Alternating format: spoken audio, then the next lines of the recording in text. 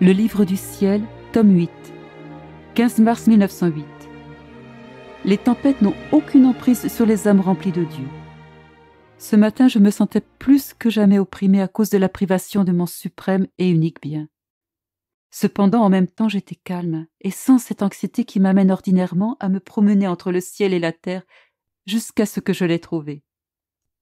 Je me disais, quel changement! Je me sens pétrifiée par la douleur de ton absence. Et en même temps, je ne pleure pas et je sens une paix profonde m'habiter complètement. Aucun souffle d'opposition n'entre en moi. À ce moment, Jésus béni vint et il me dit « Ma fille, ne t'inquiète pas. Tu dois savoir que lorsqu'il y a une forte tempête en mer, cette tempête n'est que superficielle. La mer profonde est parfaitement calme, ses eaux sont tranquilles et les poissons, quand ils détectent la tempête, vont se blottir dans l'eau profonde pour y être plus en sécurité.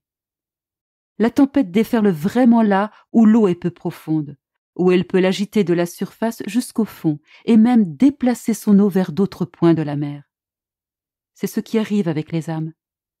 Quand elles sont complètement remplies de Dieu au point de déborder, les tempêtes ne peuvent aucunement les secouer car aucune force ne peut défier Dieu. Tout au plus, l'âme peut sentir la tempête superficiellement.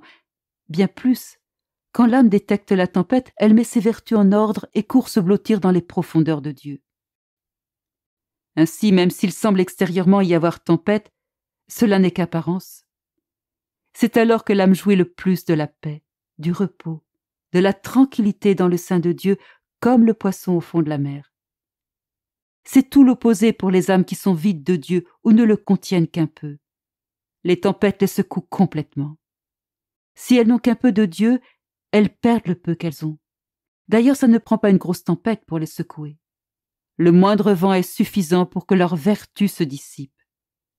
Plus encore, les choses saintes elles-mêmes, qui forment une nourriture délicieuse pour les âmes remplies de Dieu, se transforment en tempête pour ces âmes. Elles sont battues par tous les vents.